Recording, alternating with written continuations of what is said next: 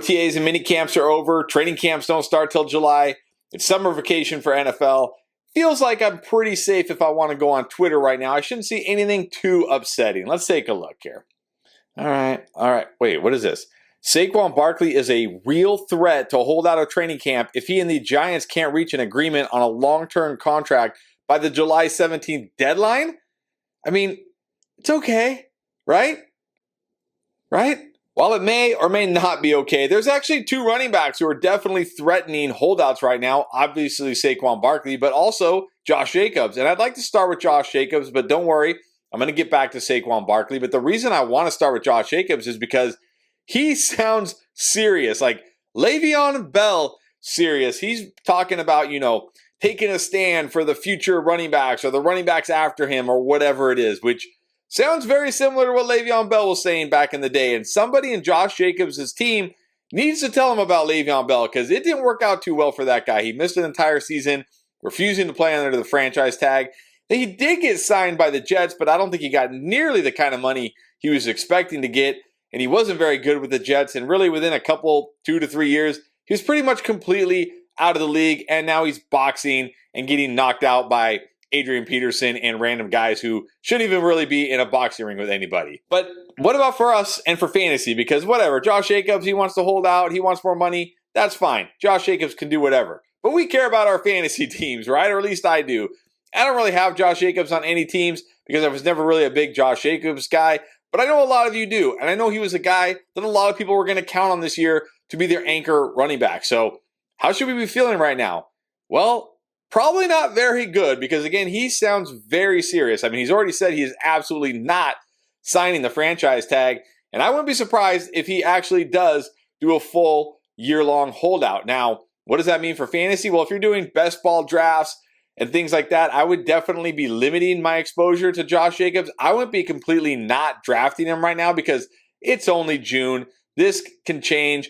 They could come to an agreement. He could change his mind. But right now, I would certainly be limiting my exposure a bit if I could. And I would also be trying to get Zamir White late. I know Zamir White didn't do much last year, but this kind of feels like the James Conner situation back with Le'Veon Bell.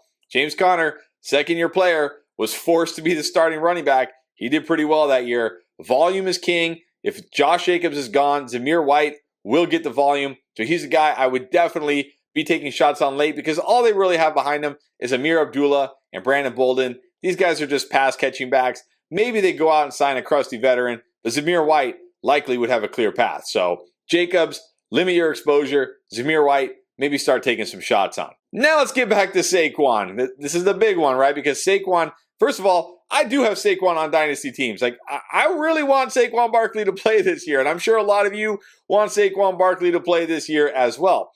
Now, the feeling I get with Saquon Barkley here is that he doesn't want to hold out. He wants to play. It's kind of more of this, if I have to, I'll do this kind of thing. Like, it doesn't feel like he's as serious as Josh Jacobs. And I do think if push comes to shove, he actually will play under the franchise tag if it's that or holding out. I also think there's a very good chance they come to some sort of an agreement. I know they put that deal back on the table. You never know who's leaking this stuff. Maybe the Giants are leaking this to say like, hey, look, he's turning down all this money, but not leaking out like what kind of guarantees there are. Who knows? But I feel like Saquon Barkley wants to play and he wants to work out a deal. Unlike Josh Jacobs, who sounds like he's just digging his heels in the sand. So I think Saquon Barkley will play this year. But again, you probably don't want to be drafting too much Saquon Barkley right now, just in case. And you could also be taking some shots late on guys like Matt Breida and Eric Gray. See if maybe one of those guys gets a job in case Saquon Barkley isn't there. But I feel pretty good we're going to see Saquon out there in week 1. Before I get back to scrolling through Twitter, I got to let you know flockfantasy.com/endgame is the place you want to be this fantasy football season. Not only will you get updated news to the minute in our new Discord, but you also get access to bonus articles, bonus videos, bonus live streams, everything to help you win, plus rankings. Not to mention, if you're looking for a dynasty league, we've got you covered. We are starting a second dynasty league right now for flockfantasy.com/endgame members only. $100 the first, $50 the second. T-shirts for everybody. If you've been looking to play dynasty or you just want to get better at fantasy football, check us out, flockfantasy.com holdouts.com/endgame. 30% off any subscription if you sign up now. All right. I'm a little afraid to look, but here we go. Here we go. Oh, yeah, picture of DeAndre Hopkins. Is he Chiefs, Bills, Patriots? The Patriots.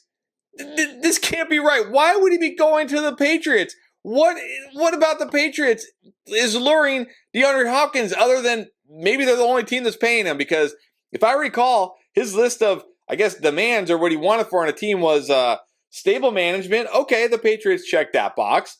Solid defense or good defense, whatever he said. They have a good defense. But then the third one was a quarterback who loves the game. I've never got the impression that Mac Jones just loves the game like to an obsessive degree.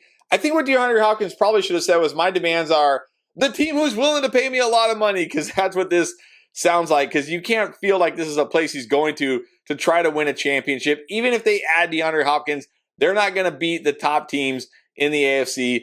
No chance. And look, Mac Jones would arguably be the worst quarterback he's ever played with outside of his rookie year. I mean, Deshaun Watson, Kyler Murray, they're pretty good real-life quarterbacks. Mac Jones, not so much. And look, personally, I would hate this, okay? I would absolutely hate this, because I went out in a dynasty league last year to try to make a run at the title, and I traded for DeAndre Hopkins. And not only did he not play the last two games when I badly needed him, and now we find out he just didn't want to play those games. Now, when it seemed like he might have some massive trade value this year if he goes to the Chiefs or the Bills, he's going to go to the Patriots. So I traded for this guy, didn't get him in my championship game, and now what am I going to trade him for? Like a picture of Bill Belichick smiling? Like, what can I actually get for DeAndre Hopkins if he goes to the Patriots in Dynasty? And look, how good can we feel about him even in redraft? He's a 31-year-old wide receiver on the Patriots. Like, this would be terrible for his fantasy value, terrible for anybody like me who has him in Dynasty, but it would probably be great for DeAndre Hopkins because, hey, he's going to get paid to play football. Can't be mad about that, but I can be mad about the fact that I have DeAndre Hopkins in Dynasty and I'm not going to be able to get rid of him. This would be awful for fantasy all around. All right, I'm going to go through Twitter one more time, but if I see any other tweets that upset me, I am off Twitter until training camp start. Let's take a look. The Bears reportedly aren't happy with wide receiver Chase Claypool's effort this offseason. I've heard from a few people inside that building that he is not somebody who is very self-motivated. Okay, finally, something I can just laugh at, because let's be real. Nobody is drafting Chase Claypool this year, right?